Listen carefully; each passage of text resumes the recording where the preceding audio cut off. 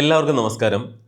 കേരളത്തിലെ മുസ്ലിങ്ങൾ എങ്ങനെയാണ് സമ്പന്നരായത്? ഇത് മനസ്സിലാക്കണമെങ്കിൽ ഒരു ശരാശരി ഇന്ത്യൻ മുസ്ലിം എന്ന് പറഞ്ഞാൽ വടക്കേ ഇന്ത്യയിലും അല്ലെങ്കിൽ ഇന്ത്യ മൊത്തത്തിലെടുത്താലും മുസ്ലിം വിഭാഗത്തിലുള്ളവർ ഏറ്റവും പിന്നോക്കം നിൽക്കുന്ന ഏറ്റവും ദരിദ്രരായിട്ടുള്ളവരാണ് കണക്കാക്കുന്നത്. മുസ്ലിം വിഭാഗത്തിന് പലപ്പോഴും ഇരട്ട സംവരണം കൊടുക്കുമ്പോൾ OBC പോലെയുള്ള കാര്യങ്ങൾ കൂടാതെ ന്യൂനപക്ഷം എന്നുള്ള പേരിലും അങ്ങനെ ഇരട്ട സംവരണമൊക്കെ വരുമ്പോൾ ഒരുപാട് പേര് വിമർശനം ഉന്നയിക്കാറുണ്ട്.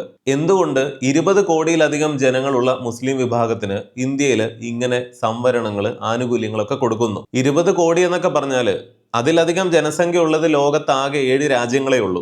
അത്രയും വലിയൊരു പോപ്പുലേഷൻ ആണ്. ഇന്ത്യ ലോകത്തെ ഏറ്റവും അധികം ജനസംഖ്യയുള്ള രാജ്യവുമാണ്. ഏകദേശം 148 കോടി ജനങ്ങളൊക്കെയാണ് ഇന്ന് ഇന്ത്യയിലുള്ളത്. ഇതിന്റെ എല്ലാം ഉത്തരം ഇതാണ്: ഇന്ത്യയിൽ മുസ്ലിം വിഭാഗം എന്ന് പറഞ്ഞാൽ ഏറ്റവും പിന്നോക്കമാണ്, ഏറ്റവും ദാരിദ്ര്യത്തിൽ ജീവിക്കുന്നവരാണ്. ഇന്ത്യയിലെ പല സ്റ്റേറ്റുകളിലുമൊക്കെ സമ്പന്നരായിട്ടുള്ള മുസ്ലിം കമ്മ്യൂണിറ്റികൾ ഇല്ല എന്നല്ല, പൊതുവെ നോക്കിയാൽ ഇങ്ങനെയാണ് കാണുന്നത്. അത് മനസ്സിലാക്കണമെങ്കിൽ ഏറ്റവും അധികം മുസ്ലിംസ് ഇന്ത്യയിലുള്ളത് UP, വെസ്റ്റ് ബംഗാൾ, ബീഹാർ ഇതുപോലെയുള്ള സംസ്ഥാനങ്ങളിലാണ്. ഇവിടെയൊക്കെ മുസ്ലിം വിഭാഗത്തിന്റെ അവസ്ഥ എന്താണെന്ന് ഒന്ന് പഠിച്ചു കഴിഞ്ഞാൽ തന്നെ ഈ കാര്യം മനസ്സിലാകും. ഏറ്റവും ദരിദ്രരാണ്, ഏറ്റവും അധികം ചൂഷണങ്ങൾ നേരിടുന്നതും അവരാണ്. എന്നാൽ ഇങ്ങനെ ഒരു അവസ്ഥ ഇന്ത്യയിൽ ഉള്ളപ്പോഴാണ് കേരളത്തിലേക്ക് വരുമ്പോൾ ഈ കഥ ആകെ മാറുന്നത്. കേരളത്തിൽ മുസ്ലിംസ് എന്ന് പറഞ്ഞാൽ പൊതുവെ സമ്പന്നരാണ്, ഏറ്റവും സമ്പന്നരാണ് എന്ന് തന്നെ പറയേണ്ടി വരും. മലബാർ ഭാഗങ്ങളിലൊക്കെ നടക്കുന്ന മുസ്ലിം വിവാഹങ്ങളൊക്കെ തന്നെ നോക്കിയാലും അതൊക്കെ സോഷ്യൽ മീഡിയയിൽ പലപ്പോഴും വിമർശനത്തിനൊക്കെ കാരണമാകാറുണ്ട്. കേരളത്തിലെ ഏറ്റവും സമ്പന്നരായ ആളുകളുടെ പട്ടിക എടുത്ത് നോക്കുക. എന്തുകൊണ്ടാണ് ഇന്ത്യയും കേരളവുമായിട്ട് നോക്കുമ്പോൾ ഇത്ര ഭയങ്കരമായ ഒരു മാറ്റം വരുന്നത്? അതാണ് ഈ വീഡിയോയിൽ നമ്മൾ പരിശോധിക്കുന്നത്. കേരളത്തിൽ മുസ്ലിംസ് സമ്പന്നരായിരിക്കുന്നതിന്റെ ഒരു കാരണം കേരളത്തിലുള്ള ക്രൈസ്തവരാണ് എന്ന് പറഞ്ഞു കഴിഞ്ഞാൽ വളരെ കൗതുകകരമായിട്ടുള്ള, അല്ലെങ്കിൽ പലർക്കും വിമർശിക്കാൻ തോന്നിയേക്കാവുന്ന ഒരു ഫാക്റ്റാണ്. എന്തുകൊണ്ടാണ് കേരളത്തിലുള്ള ക്രിസ്ത്യാനികളുടെ വലിയ സാന്നിധ്യം കേരളത്തിലെ മുസ്ലിം കമ്മ്യൂണിറ്റി സമ്പന്നരാകാൻ കാരണമായതെന്ന് വീഡിയോയിൽ പറഞ്ഞു വരുന്നുണ്ട്.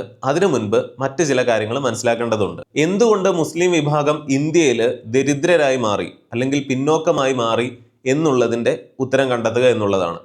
അതിൻ്റെ ഒന്നാമത്തെ കാരണം എന്താണെന്ന് വെച്ചാൽ വിഭജനം തന്നെയാണ്. ബ്രിട്ടീഷ് ഇന്ത്യ വിഭജിക്കപ്പെട്ട് ഇന്ത്യയും പാകിസ്ഥാനുമായിട്ട് മാറുന്നു. ഇപ്പോഴത്തെ ബംഗ്ലാദേശ് അന്ന് ഈസ്റ്റ് പാകിസ്ഥാനായിട്ടാണ് മാറുന്നത്. നിലവിലുള്ള പാകിസ്ഥാൻ വെസ്റ്റ് പാകിസ്ഥാനുമായിട്ട്. പാർട്ടീഷൻ നടന്നപ്പോൾ എന്താണ് സംഭവിച്ചത്? ഇന്ത്യയിൽ നിന്ന് ദശലക്ഷക്കണക്കിന് മുസ്ലിംസ് ആണ് പാകിസ്ഥാനിലേക്ക് പലായനം ചെയ്തത്. പാർട്ടീഷന്റെ സമയത്ത് തമ്മിൽ തല്ലി മരിച്ചത് 20 ലക്ഷം ആളുകളാണ് എന്ന് ഓർക്കുക. ഇതൊന്നും വെറുതെ കേട്ട് വിശ്വസിക്കണമെന്നില്ല, നിങ്ങൾ പരിശോധിച്ച് ഇത് സത്യമാണോ എന്ന് നോക്കുക. വെസ്റ്റ് പാകിസ്ഥാന്റെയും ഈസ്റ്റ് പാകിസ്ഥാന്റെയും ഒക്കെ അതിർത്തി പ്രദേശങ്ങളിൽ ഉണ്ടായിരുന്ന മുസ്ലിംസ് ഒക്കെയാണ് ഇങ്ങനെ കൂടുതലായിട്ട് പോകാൻ സാധിച്ചത്. എന്നാൽ അങ്ങനെ അല്ലാതെ പാകിസ്ഥാനിലേക്ക് പോയ ലക്ഷക്കണക്കിന് ആളുകൾ ഉണ്ടായിരുന്നു. അവരിൽ നല്ലൊരു ഭാഗവും ഏറ്റവും സമ്പന്നരായിട്ടുള്ള മുസ്ലിംസ് ആയിരുന്നു. ഏറ്റവും അധികം വിദ്യാഭ്യാസം നേടിയിട്ടുള്ളവരും മുസ്ലിം വിഭാഗത്തിൽ ഏറ്റവും വലിയ ബിസിനസ്സുകൾ അന്ന് നടത്തിയിരുന്നവരും ഏറ്റവും പ്രധാനപ്പെട്ട ഉദ്യോഗസ്ഥ വൃന്ദത്തിൽ ഉൾപ്പെടുന്ന മുസ്ലിം വിഭാഗത്തിലുള്ളവരും ഒക്കെ പാകിസ്ഥാനിലേക്ക് പോയി. അതായത് ഇന്ത്യയിൽ അന്നുണ്ടായിരുന്ന ഏറ്റവും പ്രബലരായിട്ടുള്ള മുസ്ലിം വിഭാഗം മുഴുവൻ പാകിസ്ഥാനിലേക്ക് മാറുകയാണ് ഉണ്ടായത്. പിന്നീട് ഇവിടെ അവശേഷിച്ചത് ആരാണ്? ഗ്രാമീണരും ദരിദ്രരുമാണ്. കാരണം അവർക്ക് പോകാനുള്ള സാഹചര്യങ്ങൾ ഉണ്ടായിരുന്നില്ല. ദരിദ്രരായിട്ടും പാകിസ്ഥാനിലേക്കൊക്കെ ഓടിപ്പോകേണ്ടി വന്നവരെന്ന് പറഞ്ഞാൽ ഈ പറയുന്ന അതിർത്തി പ്രദേശങ്ങളിലൊക്കെ കൂടുതലും ഉണ്ടായിരുന്നവരാണ്. പിന്നീട് ഇന്ത്യയിൽ അവശേഷിച്ച മുസ്ലിം വിഭാഗം മുഴുവൻ ഏറ്റവും ദരിദ്രരായിരുന്നു, കൂടുതലും ഗ്രാമീണരായിരുന്നു എന്ന് പറയാം. 1950 മുതൽ 2000 വരെയുള്ള വർഷം എടുത്താൽ പോലും അവർക്ക് ഈ പിന്നോക്ക അവസ്ഥയിൽ നിന്ന് കാര്യമായിട്ട് കരകയറാൻ സാധിച്ചിട്ടില്ല. കാരണം അന്ന് ഏറ്റവും സമ്പന്നരായിട്ടുള്ളവരും ഏറ്റവും വിദ്യാഭ്യാസം നേടിയിരുന്നവരും ഏറ്റവും അധികം ബിസിനസ് ചെയ്തിരുന്നവരും ഒക്കെ പാകിസ്ഥാനിലേക്ക് പോയപ്പോൾ അത് ഇന്ത്യയിൽ അവശേഷിച്ച വലിയ മുസ്ലിം വിഭാഗത്തെ ആകെ ദാരിദ്ര്യത്തിലേക്ക് തള്ളിവിടുകയാണ് ഉണ്ടായത്. അവരുടെ അവസ്ഥ കൂടുതൽ കൂടുതൽ ദുർബലമാക്കുകയാണ് ചെയ്തത്. അതിന്റെ ബാക്കിയാണ് ഇന്നും ഉത്തരേന്ത്യയിൽ നമ്മൾ കാണുന്നത്. ഇന്ത്യയിൽ തന്നെ ഏറ്റവും ദരിദ്രരായിട്ടുള്ളവർ, ഏറ്റവും കുറഞ്ഞ സൗകര്യങ്ങളിൽ ജീവിക്കുന്നവരൊക്കെ ഈ സംസ്ഥാനങ്ങളിലെ പല ആളുകളുമാണ് എന്ന് പറയുമ്പോൾ അതിൽ നല്ലൊരു ഭാഗവും ഏറ്റവും ദരിദ്രരായിട്ടുള്ള മുസ്ലിം വിഭാഗവും കൂടെയാണ്. എന്തുകൊണ്ട് അവർ ഇങ്ങനെ ഒരു അവസ്ഥയിലേക്ക് പോയി എന്ന് നോക്കിയാൽ അതിന്റെ ഒന്നാമത്തെ കാരണം വിഭജനം തന്നെയാണ്. വിഭജനം അന്നാണ് സംഭവിച്ചതെങ്കിലും ഇന്ത്യയിലെ മുസ്ലിം വിഭാഗത്തിന് സ്കൂളുകളുടെ കുറവ്, കോളേജുകളുടെ കുറവ്, സർക്കാർ ജീവനക്കാരിൽ അവരുടെ ഗണ്യമായ കുറവ്, ഇതെല്ലാം കൊണ്ട് തന്നെ അവർ ദാരിദ്ര്യത്തിൽ നിന്നും കരകയറിയില്ല. മറ്റൊരു പ്രധാനപ്പെട്ട കാര്യം പലർക്കും ഇവിടെ പറഞ്ഞാൽ ഇഷ്ടപ്പെടാത്തതാണ്, എന്നാൽ ഇതൊരു വസ്തുതയാണ് എന്ന് മനസ്സിലാക്കുക. വലിയ വേർതിരിവാണ്, കനത്ത ചൂഷണമാണ് ദുർബലരായ, അവശരായ, ദരിദ്രരായ ഇന്ത്യയിലെ മുസ്ലിം വിഭാഗം അനുഭവിക്കുന്നത്. ഇന്നും അതിന് വലിയ മാറ്റമൊന്നുമില്ല. നേരെ തിരിച്ചു പറയാനായിട്ട് പലർക്കും വലിയ ഇഷ്ടമായിരിക്കും, എന്നാൽ ഇതും ഒരു റിയാലിറ്റിയാണ്, ഇതും പറയണം. ഇതൊരു ഫാക്റ്റ് ആയതുകൊണ്ട് തന്നെ പറയാതെ നിവൃത്തിയില്ല. ഏറ്റവും അധികം മുസ്ലിം പോപ്പുലേഷൻ ഉള്ള ഇന്ത്യൻ സ്റ്റേറ്റുകളിൽ പോലും അവിടുത്തെ ജനസംഖ്യയുടെ 10% 20% ഒക്കെ മാത്രമേ അവർ വരുന്നുള്ളൂ. അതുകൊണ്ട് തന്നെ വലിയ വിവേചനങ്ങൾ അവർ നേരിടുന്നുണ്ട്. UP-യിലാണ് ഏറ്റവും മുസ്ലിംസ് ഇന്ത്യയിലുള്ളത്, 4 കോടിയോളം ഉണ്ട്. എന്നാൽ അവിടുത്തെ പോപ്പുലേഷന്റെ 20% മാത്രമാണത്. ഇന്ത്യയിൽ ഏറ്റവും മുസ്ലിംസ് ഉള്ള 6ാമത്തെ സ്റ്റേറ്റ് ആണ് കേരളം. 90 ലക്ഷം മുസ്ലിംസ് ആണ് കേരളത്തിലുള്ളത്. എന്നാൽ ഇവിടുത്തെ പോപ്പുലേഷന്റെ 27% വരും അത്. കേരളത്തിലുള്ള മുസ്ലിംസിന്റെ ഒരു പകുതിയോളം ഒക്കെ തന്നെ മലപ്പുറം എന്ന് പറയുന്ന ഒരു ജില്ലയിൽ മാത്രമായിട്ടാണ് എന്ന് പറയാം. പിന്നീട് കോഴിക്കോട്, കാസർഗോഡ്, കണ്ണൂർ ഒക്കെ വരുന്നുണ്ട്. മുസ്ലിംസ് ഏറ്റവും കുറവുള്ളത് കോട്ടയം, പത്തനംതിട്ട ഒക്കെയാണ്. 5%, 6% ഒക്കെ മാത്രമാണ് അവിടെ ജില്ലയുടെ ജനസംഖ്യ വെച്ച് നോക്കിയാൽ മുസ്ലിം കമ്മ്യൂണിറ്റി ഉള്ളൂ. കുറഞ്ഞ രാഷ്ട്രീയ പ്രാതിനിധ്യമാണ് ഇത്തരം പല വടക്കേ ഇന്ത്യൻ സംസ്ഥാനങ്ങളിലും മുസ്ലിം വിഭാഗത്തിന് ഏറ്റവും വലിയ തിരിച്ചടിയാകുന്നത്. മുസ്ലിം ഭൂരിപക്ഷ പ്രദേശങ്ങൾ വികസനത്തിൽ ഏറ്റവും പിന്നോട്ട് നിൽക്കുന്നു, അല്ലെങ്കിൽ തഴയപ്പെടുന്നു. UP-യിലാണെങ്കിലും ഒക്കെ ഒരുപാട് മാറ്റങ്ങൾ വരുന്നു എന്ന് പറയുമ്പോഴും ഇന്നും ഏറ്റവും ദരിദ്രമായിട്ട് കിടക്കുന്ന സ്ഥലങ്ങൾ UP-യിലുണ്ട്, അല്ലെങ്കിൽ ബീഹാറിലുണ്ട്, വെസ്റ്റ് ബംഗാളിലുണ്ട്. ആ പ്രദേശങ്ങൾ നോക്കുക, അതെല്ലാം തന്നെ മുസ്ലിം കമ്മ്യൂണിറ്റി കൂടുതലായി ജീവിക്കുന്ന പ്രദേശങ്ങളായിരിക്കും. അവരെ വികസനത്തിൽ നിന്ന് പോലും ഒഴിവാക്കുക, തഴയുക, അതായത് അവർ ദാരിദ്ര്യത്തിൽ തന്നെ തുടരുകയാണ്. അപ്പോൾ ഇത്രയും നമ്മൾ പറഞ്ഞതെന്ന് പറഞ്ഞാൽ ഇതെല്ലാം ഒറ്റ വാക്കിൽ വേണമെങ്കിൽ അവസാനിപ്പിക്കാമായിരുന്നു. എന്നാൽ ഇതിങ്ങനെ പറഞ്ഞത് ഇന്ത്യയിൽ ഒരു ശരാശരി മുസ്ലിമിന്റെ അവസ്ഥ എന്താണ്, മുസ്ലിം വിഭാഗങ്ങൾ നേരിടുന്നത് ഇതാണ്, അവർ ഇത്രയും ദാരിദ്ര്യത്തിലാണ് എന്ന് മനസ്സിലാക്കാൻ വേണ്ടിയിട്ടാണ്.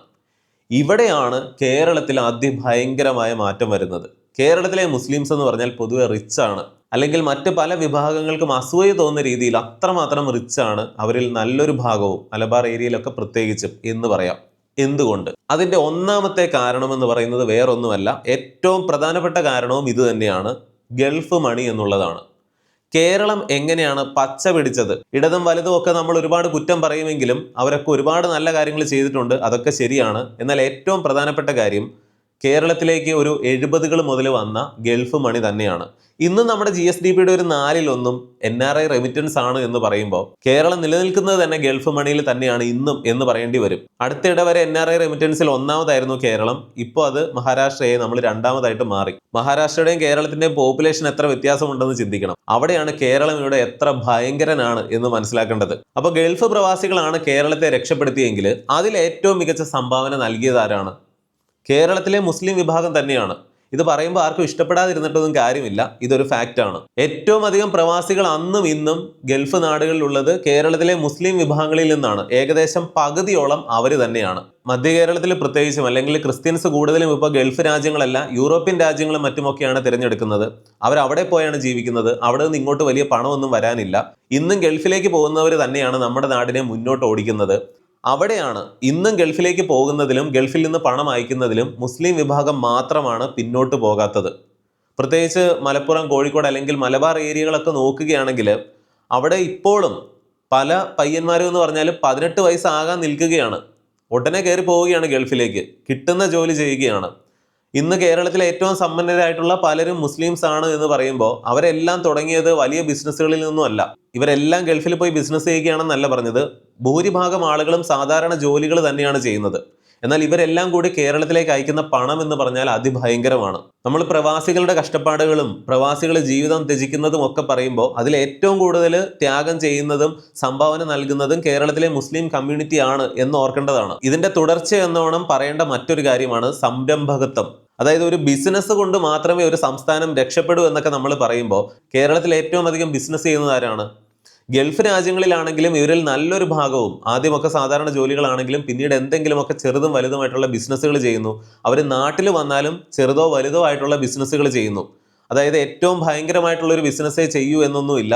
അവർ ഏറ്റവും നിസ്സാരമായിട്ട് ഒരു പെട്ടി ഓട്ടോറിക്ഷയിൽ എന്തെങ്കിലും സാധനങ്ങൾ വിൽക്കുന്നത് മുതൽ ഉപ്പ് തൊട്ട് കർപ്പൂരം വരെ എന്ന് പറയുന്നത് പോലെ ഏത് ബിസിനസ് മേഖലയിലും അവരുടെ സാന്നിധ്യമുണ്ട്. നമ്മൾ കേരളത്തിൽ പുറത്തിറങ്ങിയാൽ ഏറ്റവും കൂടുതൽ കച്ചവടം ചെയ്യുന്നത് ആരാണ്? അത് മുസ്ലിംസ് ഏറ്റവും കുറവുള്ള കോട്ടയം, പത്തനംതിട്ട പോലെയുള്ള ജില്ലകൾ എടുത്താൽ പോലും അവിടെ എല്ലാം ബിസിനസ് ചെയ്യുന്ന മേഖലയിൽ ഇവരുടെ സാന്നിധ്യമുണ്ട്. എന്തുകൊണ്ടാണ്? അതൊരു മനോഭാവമാണ്. കച്ചവടം ചെയ്യാനുള്ള കഴിവ്, പാരമ്പര്യം, താല്പര്യം. അതാണ് ഇവിടുത്തെ ഹിന്ദുക്കൾക്കും ക്രിസ്ത്യാനികൾക്കും ഇല്ലാത്തത്. ഭൂരിഭാഗം ക്രിസ്ത്യാനികൾക്കും എങ്ങനെയെങ്കിലും യൂറോപ്പിലേക്ക് കയറി പോയാൽ മതി, അല്ലെങ്കിൽ ഭൂരിഭാഗം ഹിന്ദുക്കൾക്കും അല്ലെങ്കിൽ നല്ലൊരു ഭാഗത്തിനും ഇന്നും ഗവൺമെന്റ് ജോലി ഉണ്ടെങ്കിൽ എല്ലാമായി എന്നുള്ള രീതിയിലാണ്. ഒരു ഗവൺമെന്റ് ജോലി കൊണ്ടൊന്നും നിങ്ങൾ ഒരിക്കലും സമ്പന്നനാകാൻ പോകുന്നില്ല. അതൊക്കെ നമ്മൾ പലപ്പോഴും പറഞ്ഞിട്ടുള്ളതാണ്. അല്ലെങ്കിൽ യൂറോപ്പിലേക്കൊക്കെ പോയാലും അവിടുത്തെ ഒരു ശരാശരി ലൈഫിലാണ് നിങ്ങൾ ജീവിക്കുക. എന്നാൽ സ്വന്തം നാട്ടിൽ ഏറ്റവും സമ്പന്നരായ ആത്മാഭിമാനത്തോടെ ജീവിക്കുന്നതിൽ ഭൂരിഭാഗവും മുസ്ലിംസ് ആണ് എന്ന് കാണാം. കാരണം അവരുടെ കയ്യിലാണ് പണമുള്ളത്. അത് തന്നെയാണ് അവരുടെ ആഡംബരം നിറഞ്ഞ വിവാഹങ്ങളിലും അവരുടെ ബിസിനസ് സാമ്രാജ്യങ്ങളിലും അല്ലെങ്കിൽ ഏറ്റവും സമ്പന്നരിൽ പലപ്പോഴും അവരുടെ പേരുകൾ വരുന്നതുമൊക്കെ ഇതൊക്കെ കൊണ്ട് തന്നെയാണ്. ബിസിനസ് ചെയ്യുക, കച്ചവടം ചെയ്യുക, അങ്ങനെയാണ് നമ്മുടെ സംസ്ഥാനവും വളരുക. അതായത് ഏറ്റവും അധികം NRI റെമിറ്റൻസ് കേരളത്തിലേക്ക് കൊണ്ടുവരുന്നതും ഏറ്റവും അധികം ബിസിനസ്സുകൾ കേരളത്തിൽ ചെയ്യുന്നതും അവരാണ് എന്ന് പറയുമ്പോൾ നമ്മുടെ കേരളത്തിന് അവർ നൽകുന്ന സംഭാവനകൾ എന്താണ് എന്ന് മനസ്സിലാക്കണം. എപ്പോഴും ഇവരെ കുറ്റം പറയാൻ മാത്രമാണ് എല്ലാവർക്കും താല്പര്യമെങ്കിലും ഇതൊരു റിയാലിറ്റിയാണ്. എത്രയോ വീഡിയോകൾ നമ്മൾ ചെയ്തതാണ് കേരളത്തിന്റെ റിയൽ എസ്റ്റേറ്റ് മേഖല തകരുന്നത് എന്തുകൊണ്ടാണ്, മധ്യ കേരളത്തിലും അല്ലെങ്കിൽ തെക്കൻ കേരളത്തിലുമൊക്കെ. സാമ്പത്തികമായിട്ട് ഈ പറയുന്ന പ്രദേശങ്ങൾ തളരുമ്പോഴും മലബാർ മേഖല മാത്രം എന്തുകൊണ്ട് പിടിച്ചു നിൽക്കുന്നു എന്നും ഒക്കെ നമ്മൾ പറഞ്ഞിട്ടുള്ളതാണ്. അതിന്റെയൊക്കെ പശ്ചാത്തലം ഇതാണ്. എന്നാൽ കേരളത്തിന് ഇവിടെ ഒരു വാർണിംഗ് നൽകേണ്ട ആവശ്യവുമുണ്ട്. ഇന്ത്യയിലെ മുസ്ലിംസിന്റെ അവസ്ഥ എന്താണെന്ന് നമ്മൾ പറഞ്ഞതാണ്. അവിടെ നിന്ന് കേരളത്തെ വ്യത്യസ്തമാക്കുന്നതിന്റെ അല്ലെങ്കിൽ കേരളത്തിലെ മുസ്ലിംസ് സമ്പന്നരായതിന്റെ ഒരു ചരിത്ര പശ്ചാത്തലം എന്താണ്? സ്കൂളുകൾ, കോളേജുകൾ, ഗവൺമെന്റ് ഏർപ്പെടുത്തിയിരിക്കുന്ന സംവരണമൊക്കെ നല്ല രീതിയിൽ ഉപയോഗപ്പെടുത്തിയത്, അത് ന്യൂനപക്ഷം എന്നുള്ള പേരിലാണെങ്കിലും OBC എന്നുള്ള പേരിലാണെങ്കിലും, അതുപോലെ ആശുപത്രികൾ, ട്രസ്റ്റുകൾ, വിദ്യാഭ്യാസ സ്ഥാപനങ്ങൾ, ഇതെല്ലാം മുസ്ലിം കമ്മ്യൂണിറ്റി ഇവിടെ പണ്ടേ തുടങ്ങിയിരുന്നു. വിദ്യാഭ്യാസം എന്ന് പറയുന്നത് ഏറ്റവും പ്രധാനപ്പെട്ട ഒരു കാര്യമാണ്. കേരളത്തിലെ മുസ്ലിംസ് എല്ലാം സാക്ഷരത നേടിയവരാണ്, വിദ്യാഭ്യാസം നേടിയവരാണ് എല്ലാവരും തന്നെ.